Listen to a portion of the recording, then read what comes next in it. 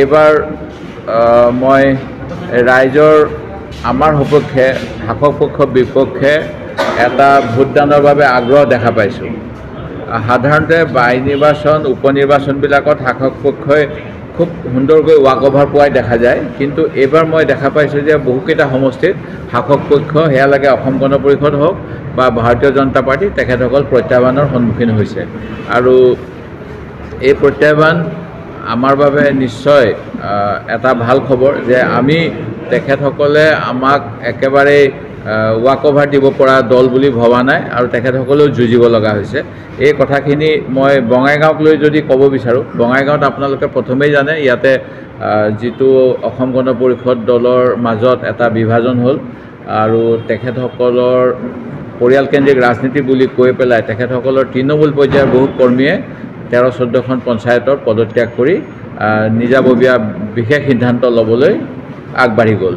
আমাৰ দলতো কেইবাজনো প্ৰাৰ্থিত্ব প্ৰয়াসী আছিল, কিন্তু আমাৰ সকলোৱে আজি আপোনালোকে দেখা পাব ইয়াত যিসকল প্ৰাৰ্থিত্ব প্ৰয়াসী আমাৰ প্ৰাৰ্থী ঘোষণা হোৱাৰ পিছত কিন্তু আমি সকলোৱে ইউনাইটেড হিচাপে কাম কৰি আছোঁ আৰু সেইটো এটা ডাঙৰ প্লাছ পইণ্ট প্ৰথম কথা।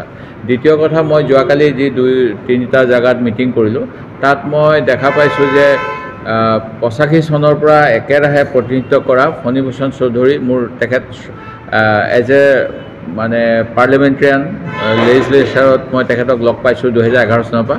তেখেতে বহুতখিনি কথাই জানে সংসদীয় প্ৰক্ৰিয়াৰ।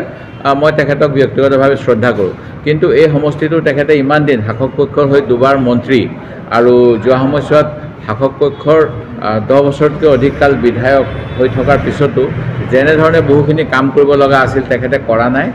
আৰু মই ব্যক্তিগত কাকো দোষাৰোপ কৰিব নাপায়, কিন্তু আপোনালোকেও জানে যে তেখেতৰ এটা ইচ্ছা আছিল এইবাৰো মন্ত্ৰীসভাত তেখেতে স্থান পাবনি, এই কথা চিন্তা কৰিছিল আৰু মন্ত্ৰীসভাত স্থান নোপোৱাৰ কাৰণে বোধ কৰোঁ তেখেতৰ বিধায়ক হিচাপে যিখিনি ভূমিকা তেখেতৰ চাগে আমুৱাইছে 85 চনৰ পৰা কৰি সেইকাৰণে ইয়াৰ উন্নয়নৰ বহু ক্ষেত্ৰত তেখেতে গুৰুত্ব দিয়া নাই। আৰু ইয়াৰ ফলত যিটো আমাৰ নিৰ্বাচনী প্ৰক্ৰিয়াত যেনেধৰণে আমি ৰাইজৰ প্ৰতিনিধিয়ে ৰাইজৰ হৈ মাত মাতিব লাগে, এই ক্ষেত্ৰত বঙাইগাঁৱৰ প্ৰতিনিধিজনৰ বিধানসভাত মই অভাৱ দেখা পাইছোঁ।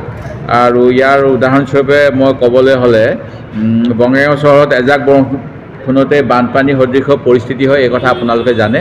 যি সময়ত কেন্দ্ৰীয় চৰকাৰৰ ফালৰ পৰা যোৱা সময়ছোৱাত বহুকেইটা আঁচনি হৈছে, আমাৰ আঁচনি ভালকৈ ৰূপায়ণ কৰিছেনে নাই সেইটো এটা বেলেগ কথা, এইটো কৰাপশ্যনৰ কথা। সেইটো মই ক'বলৈ হ'লে ডিব্ৰুগড় চহৰৰ কথাই ক'ব লাগিব।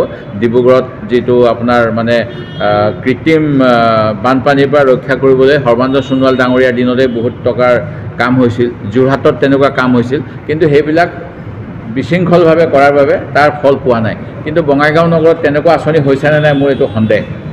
দ্বিতীয়তে পৌৰসভাই টেক্স বঢ়াই গৈ আছে, কিন্তু যিখিনি সুবিধা দিব লাগে সেই সা সুবিধাখিনি দিয়া নাই। ইয়াত নলা নৰ্দমা যেনেধৰণে এই একেটাই কথা আহে, মানে স্পেচিয়েল প্ৰজেক্ট ল'ব পাৰিলে হয়, তেওঁলোকে এইবিলাক লোৱা দেখা নাই। পৰিকল্পিত পাৰ্কিং নাই, বিকল্প পথৰ ব্যৱস্থা নাই, খোৱা পানীৰ অভাৱ ইত্যাদি বহুখিনি অভিযোগ আছে মোৰ এই অঞ্চলৰ প্ৰতিনিধিৰ প্ৰতি, কাৰণ তেখেতো এজন পদেন সদস্য, তেখেতে এই কামখিনি নিশ্চিতভাৱে চৰকাৰৰ লগত যোগাযোগ কৰি কৰাব পাৰিলে হয়। তাৰোপৰি ব্যক্তিগতভাৱে তেখেতকতো সকলোৱে সাধু বুলিয়ে জানে, কিন্তু সাধু হ'লেও SI কেলেংকাৰীত তেখেতৰ নাম যিটো জড়িত হৈছিল এই ক্ষেত্ৰত কিন্তু SI কেলেংকাৰীটোৰ ক্ষেত্ৰতে মই যদি ক'বলৈ যাওঁ, কেৰালা ইলেক্ট্ৰনিক ডেভেলপমেণ্ট কৰ্পৰেশ্যনক কামখিনি কৰিবলৈ দিছিল।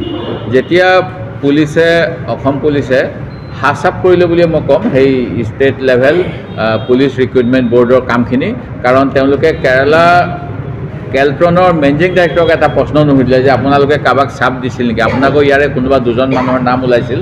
সেইবিলাক কিন্তু আজিও কেলেংকাৰীত কিজানি ডাঙৰ বৰমূৰীয়া জড়িত হৈ আছে, সেইকাৰণে গাপ দিয়া হৈছে। যেনেধৰণে যোৱা সময়ছোৱাত বহুকেইটা কেলেংকাৰীক গাপ দিয়া হৈছে আৰু বিজেপিৰ নেত্ৰীয়ে আত্মহত্যা কৰিব লগা পৰ্যন্ত অৱস্থা হৈছে। ইন্দ্ৰাণী তহবিলদাৰ আপোনালোকে নিশ্চয় জানে এই বিষয়ে। ঠিক তেনেকৈ পঞ্চায়তসমূহত দীৰ্ঘদিন ধৰি তেওঁলোকৰ দখলত থকাৰ পিছতো যেনেধৰণৰ উন্নয়ন হ'ব লাগিছিল সেইখিনি হোৱা নাই। আৰু এই বছৰ যে নহয় এইটোও ধুৰুপ, এইকাৰণেই নহয়, তেওঁলোকে ইতিমধ্যে লেবাৰ বাজেট কাটি দিছে। পঞ্চায়তত মেক্সিমাম কাম হয় এনৰেগা যোগেদি, কিন্তু জব কাৰ্ড মানুহে বিচাৰি লৈ যাতে জব কাৰ্ড নাপায় তাৰ কাৰণে বিভিন্ন অজুহাত যোৱা সময়ছোৱাত চৰকাৰে লৈ আছে। আৰু এইবাৰ লেবাৰ বাজেট প্ৰতিটো হেৰিতে কমাই দিছে, যদিও এইটো কমোৱাটো উচিত নহয়, কাৰণ it is a demand based scheme. ৰাইজে কাম লাগে বুলি ক'লে চৰকাৰে দিবলৈ বাধ্য এই যিটো আমাৰ ৰাষ্ট্ৰীয় গ্ৰামীণ নিশ্চিত নিয়োগ আঁচনিত। কিন্তু তেওঁলোকে আগতীয়াকৈ কৈ দিছে বিভাগৰ বিষয়াবিলাকক যে আপোনালোকে লেবাৰ বাজেট কমাই দিয়ক, স্কিম বেছিকৈ নপঠাব এপ্ৰিললৈ। সেই গতিকে কাম এইবাৰ বহুত কম হ'ব, মই আপোনালোকক কৈছোঁ।